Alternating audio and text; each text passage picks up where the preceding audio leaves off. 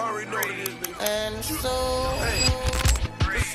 but if you're looking for me, I'll be on the block with my thing cocked, possibly sitting on a drop down, because I'm a rider.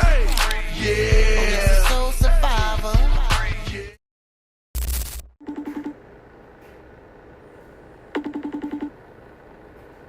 Hey, chat. Missed me? So today, while I was doing my skincare routine, I figured that I am ready to go into my postpartum and motherhood journey, all the while adding a little bit of twist. While I would be doing my makeup half of how I used to do it as a young girl versus how I do it now for part 2 of this season.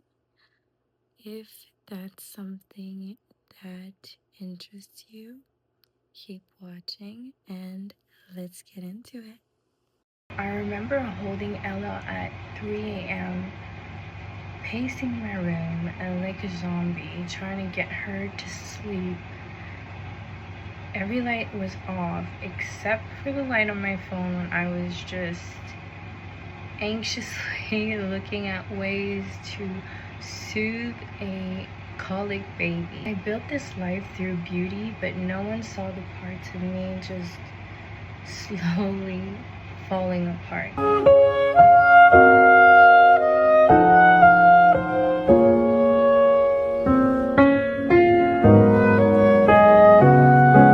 Before I forget, welcome to Beneath the Makeup, the space where we go deeper than beauty and into truth. I'm your host, Debbie Chatel, and this is where the mask comes off and the magic begins. And before I forget, welcome to Beneath the Makeup, this place where we go deeper than beauty and into truth. I am your host, Debbie Chatel, and this is where the mask comes off and the magic begins.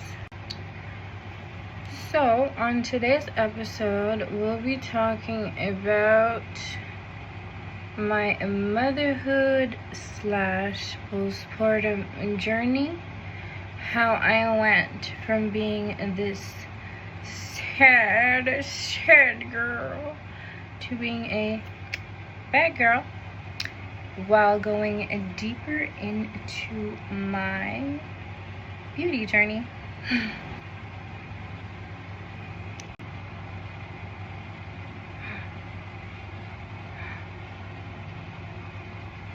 So, my early motherhood journey, as many before me have experienced, was filled with countless sleepless nights, sometimes still to this day, colics, breastfeeding nightmares, trips to the drugstore with a newborn, and also C-section pains, etc. I don't know if I mentioned colics, but definitely colics. Definitely. I was lucky enough to have a nurse, a nutritionist, and a social aid worker for my early, and still to this day, motherhood journey. So when I first gave birth to Ella, my nurse would come home once every week for the, I believe it was 3 months, the first 3 months, to help me with everything. if I needed to sleep extra, she would stay and take care of the baby while I slept and recuperated, because it was a lot. Okay.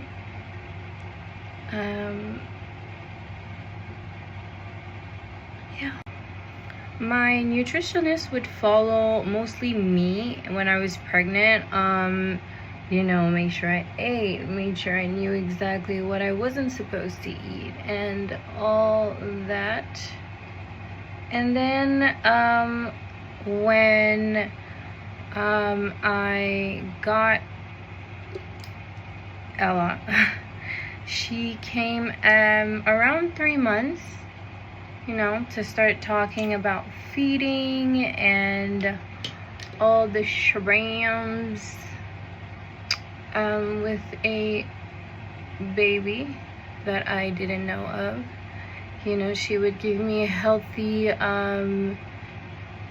food and snacks to make, or things to start with when you have a growing baby that I did not know anything of. So that was pretty handy. My social worker would help me fill up forms and papers like birth certificate and all that. In the beginning of having Ella, she would cry constantly. When I tell you, this baby gave me a run for my money, I'm not even kidding. So it started with the colics. I didn't know what it was called. I had no idea. And I sadly had no one to explain to me what that was. So even my parents were shocked at how much she would cry.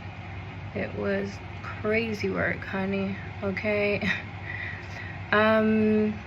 She did not stop crying, and at first my nurse kind of saw it as, like, you know, discomfort. So she told me to check out this list that she had done for me of osteopaths, because apparently when you have a baby, after I believe the first week, that's when their brain connects to their bodies. I did not know that.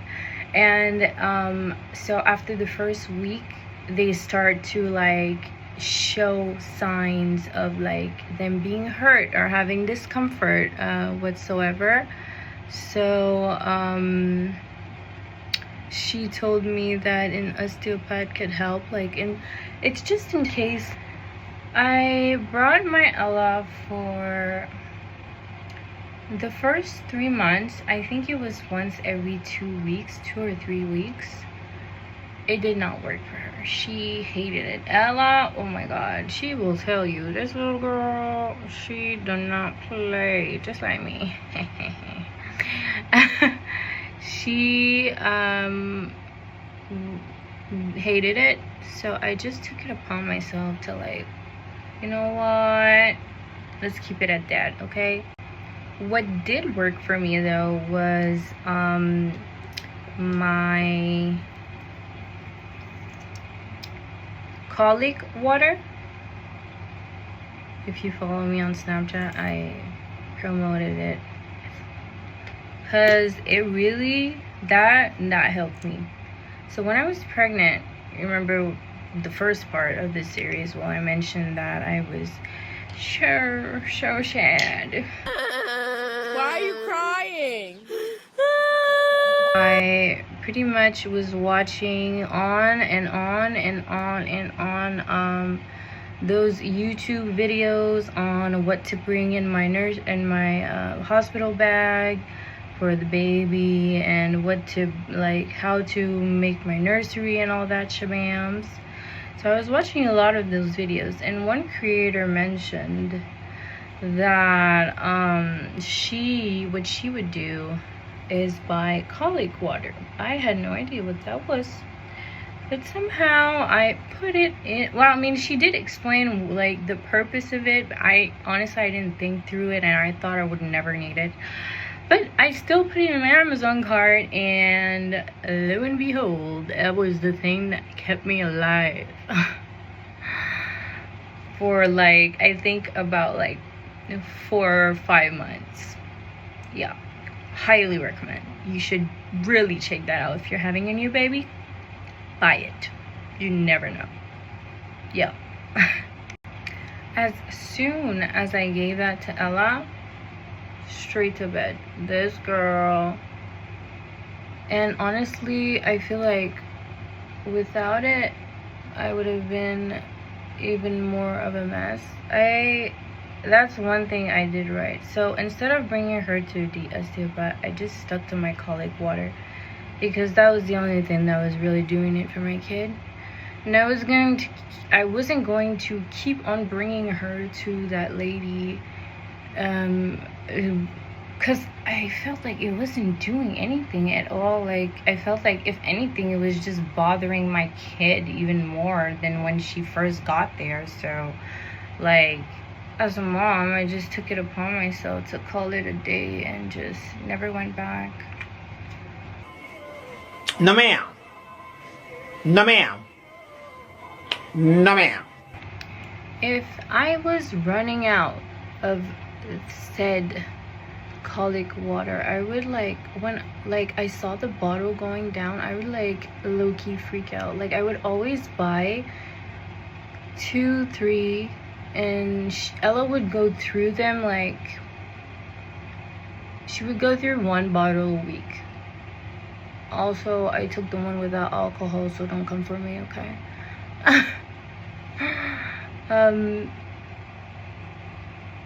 So yeah, she would go through once a week. What also really bothered her was hiccups. Oh my god, she would have so many of those, and as soon as I would give her colic water, boom, it would stop by magic. I'm telling you, thank God for Amazon Prime, because baby, when I tell you this thing came in so quick, I mean back then, because now I think it doesn't ship like right away, so like the anxiety like wasn't as bad. So yeah, that was my secret weapon. Okay.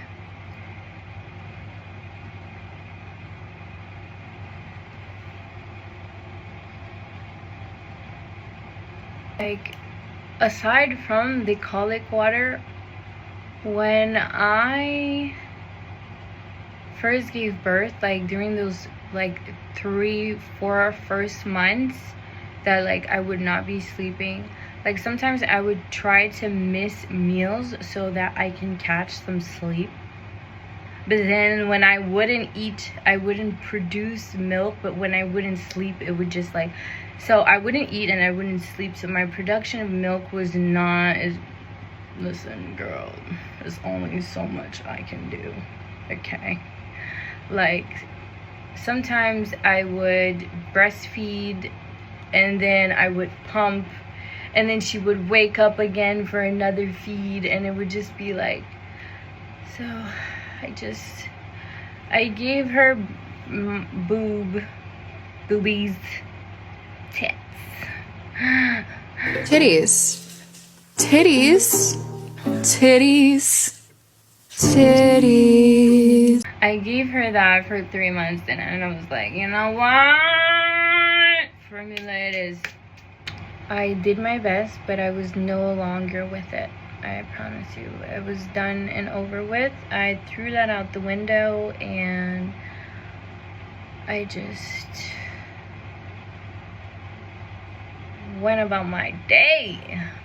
So my parents have this really big house, and honestly, I'm not complaining, but I wasn't about to go downstairs at 3, 4, 5, 6 a.m. every hour to feed my baby, because the whole point of like stopping to breastfeed was like to catch some sleep, you know what I mean? So I I was just so tired that I ordered like a mini fridge off of Amazon and like a water warmer thing that I put in my room and would prepare, like have it on the go, like for whenever she would wake up at night, which helped me so freaking much to just catch up on some sleep, help with my mental health, and so much more, honey. So to keep me sane, what I would do also was do my skincare routine in the morning. That, I don't know why, even when I was pregnant, it always kept me sane, and like there was just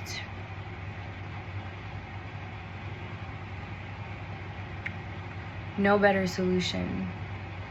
It kept me sane, it kept me glowing even after I gave birth.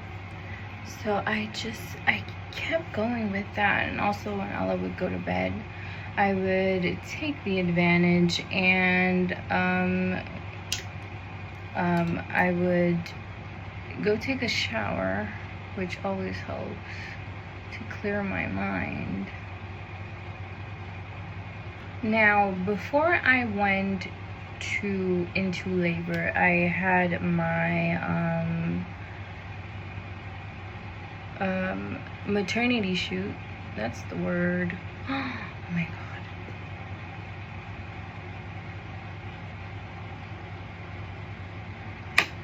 I had my maternity shoot, and so I had put extensions in, right?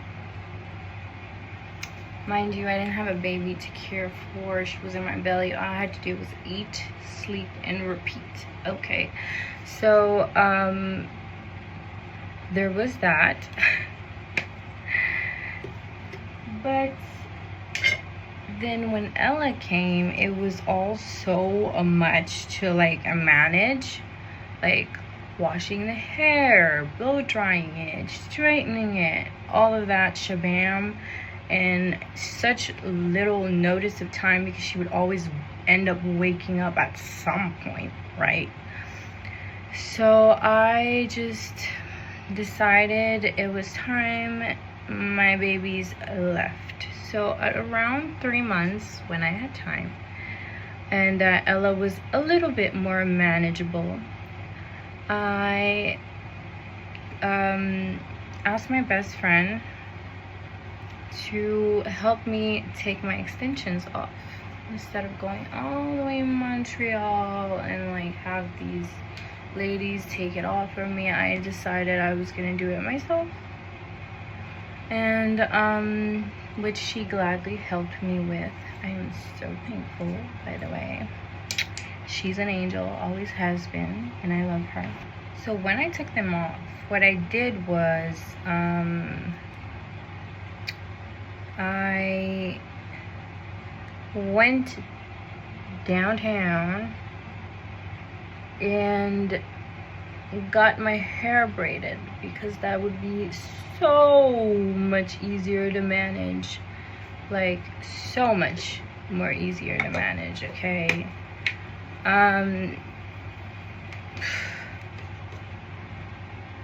and that was the secret to me staying sane, okay? Because baby, having a newborn is not easy, and I did not have the time to rush and do my hair and then take care of the baby, so that eliminated like 90% of my stress also. Let me just say that. Now that my hair was no longer an issue, I remember wanting to work out, and thank God for my parents, my hard and working and loving parents. They had a gym down in the basement, so I used the gym while Ella would have her scheduled naps. she was on a fixed schedule so I could work out. And I went in with a goal. Since I was planning on going on vacation in March, which just passed, so I wanted to look my best. And when I go in with a plan, listen baby, I am determined, okay? I also didn't feel like I was like I recognized myself in the clothes, like the wardrobe that I used to have. So I also started I completely, from January and on, I completely rebranded myself. Now listen, I know that not many girls have the opportunity to spend money, that much money on new clothes and new makeup and all the shabam. I understand that, and I'm not saying, I'm not trying to shame you if you don't do that or if you can't afford it, but I was able to, thank God, because I also was not paying rent. I was just living my best life with my parents. Again, very grateful and thankful for my mom and my dad. So like I was saying, I did not recognize myself in my old clothes. What I did is I took out more than half of my clothes and I just gave it away, and I just bought myself so many clothes. And also vacation clothes for me and my daughter, because also she's growing, so she always needs a new closet. And I did that and felt so much better. About this one, About midnight. this one, about this table, this chess set. Isn't it beautiful, this set? Okay, how much is that one? Did we ever get this one, these ones? So that's a little trick of mine. If you're feeling down, retail shopping has never been a no-no in my book. Actually, you kind of have to stop me on that. Excusez-moi. Excusez-moi. I went off camera to do my brows because it takes extreme precision. I take it very seriously. Maybe I'll show you another time. So while I was rebranding, I felt like I wanted something fresh, something new, something clean. Not only with my wardrobe, but I realized after my vacation, I did not feel like myself with my old makeup routine. I started looking into the clean girl aesthetics a lot more.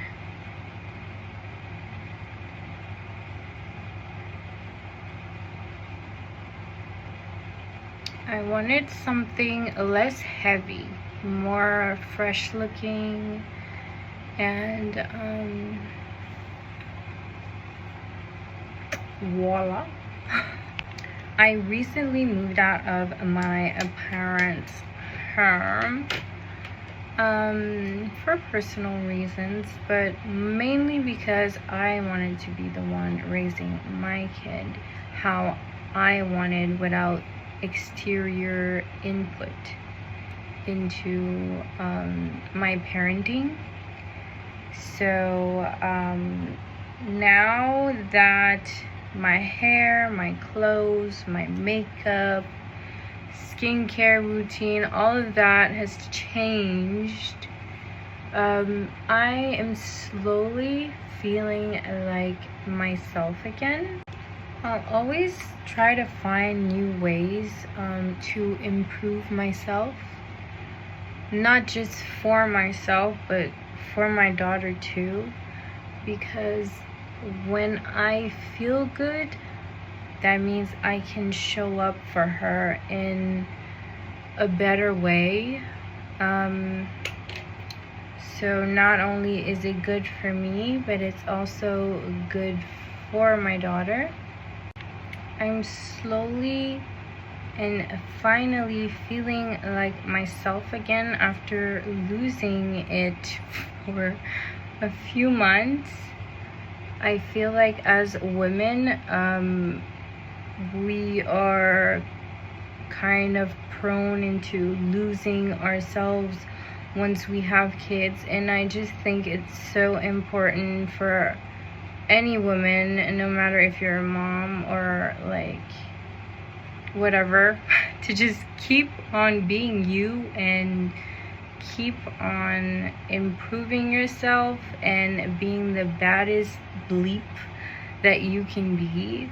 I don't think a kid should change that.